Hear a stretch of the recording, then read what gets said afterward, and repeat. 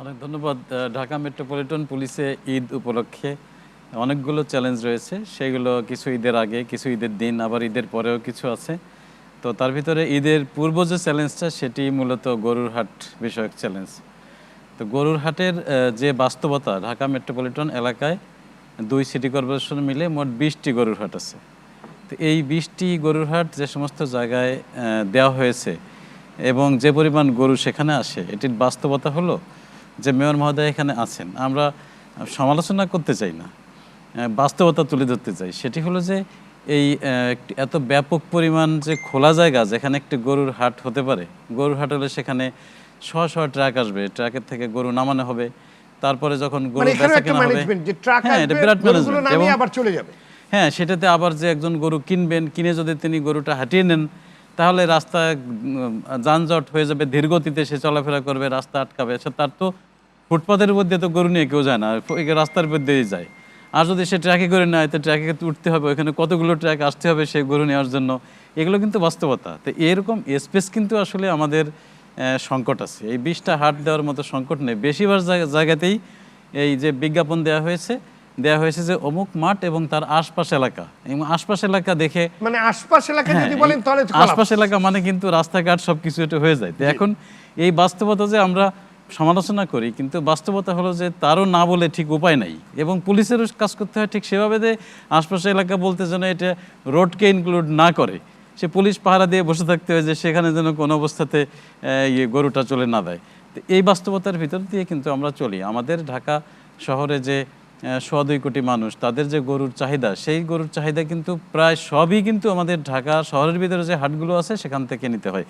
ইদানিং আমাদের শুরু হয়েছে যে অনলাইন কিছু হাট, এটির যদি ব্যাপকভাবে বৃদ্ধি পায় সেই ক্ষেত্রে কিন্তু আমি মনে করি যে এক সময় এই যানজটটা কমে যাবে। এবং আমরা বিদেশে দেখতে পাই যে জাস্ট গরুটা আমি অনলাইনে পছন্দ করছি, দাম পরিশোধ করছি, তার সাথে আমার কন্ট্যাক্ট থাকছে যে সে সমস্ত কিছু করে গরুটা জবাই করে তারপরে যেভাবে কাজ করতে সবকিছু প্যাকেট করে আমার বাসায় পৌঁছে দিচ্ছে, আমি তাকে টাকা দিয়ে দিচ্ছি। তো এই সিস্টেম আমি মনে করি যে এখন ঢাকা শহরের জন্য দরকার, তাহলে এই গরুর বিড়ম্বনা থেকে আমরা বাঁচবো।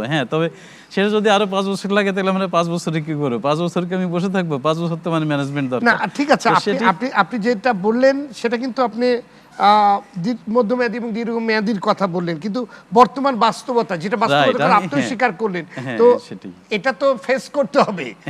তো আপনাদের সেই জায়গায় মানে সেই প্রস্তুতিটা কি?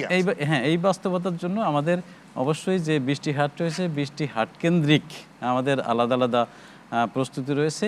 এই প্রস্তুতির ভিতরে শুরুতেই যেটা হয়ে থাকে সেটি একটি, আপনারা যে বলে থাকেন সড়কের নৈরাজ্য, যেটা সেই সড়কের নৈরাজ্যের কিছুটা আছে। এক হাটের গরু আর এক হাটে সেটি জোর করে সেটি নামিয়ে রাখা হয়, সেজন্য আমাদের বিশেষ পার্টি সেখানে থাকে সেটি যাতে করতে না পারে। আবার তো আপনার এই অভিযোগ কয়েক বছর ধরে আমরা দেখছি যে ঢাকার ভিতরে গরু ঢুকতে দেওয়া হয় না, এবং মানে শেষের দিন একেবারে দেখা যায় যে শয়ে মানে গরু ঢুকছে, মানে ট্রাকগুলো ঢুকছে, মানে একটা কৃত্রিম সংকট তৈরি করে তারা কিন্তু বিশেষ করে যারা আপনার ওই যারা বড় বড় খামারি না, যারা আপনার ওই যে গরুর বিজনেসটা করে বাংলাদেশের বিভিন্ন জায়গা থেকে ট্রাকে করে নিয়ে আসে, তাদেরকে কিন্তু এই দুর্ভোগে আমাদের প্রচুর আমরা কেস পেয়েছি গত বছরও, যে মানে আপনার ওই গাবতলী পর্যন্ত কিংবা ওইদিকে ট্রাকে 2-3 দিন আপনার ট্রাক আটকে রেখেছে, ট্রাক ঢুকতে দেয়নি। এরকম সমস্যা আমরা এইবার কিন্তু এখনো পর্যন্ত পাইনি।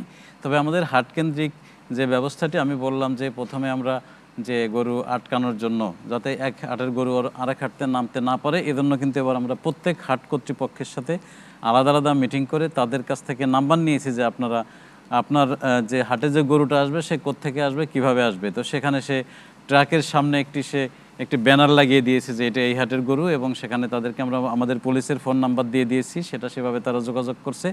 এবং তাদের আগে থেকেই সেই যদি যশোর থেকে গরু আসে, বেনাপোল থেকে গরু আসে, বা এরকম যে প্রত্যন্ত অঞ্চল থেকে, সেটি সেভাবে নিয়ে আসছে। সারা রাস্তায় যাতে পুলিশ সহযোগিতা করে সেজন্য তাদেরকে বলা হয়েছে এখানে আসবে, কোনো রকম যাতে সমস্যা না হয়। এবং হাটে আসার পর যে হাটের একটি নিরাপত্তা আছে, হাটের নিরাপত্তা আসবো আপনার কাছ থেকে, এরপরে আমি আরো বিস্তারিত শুনবো।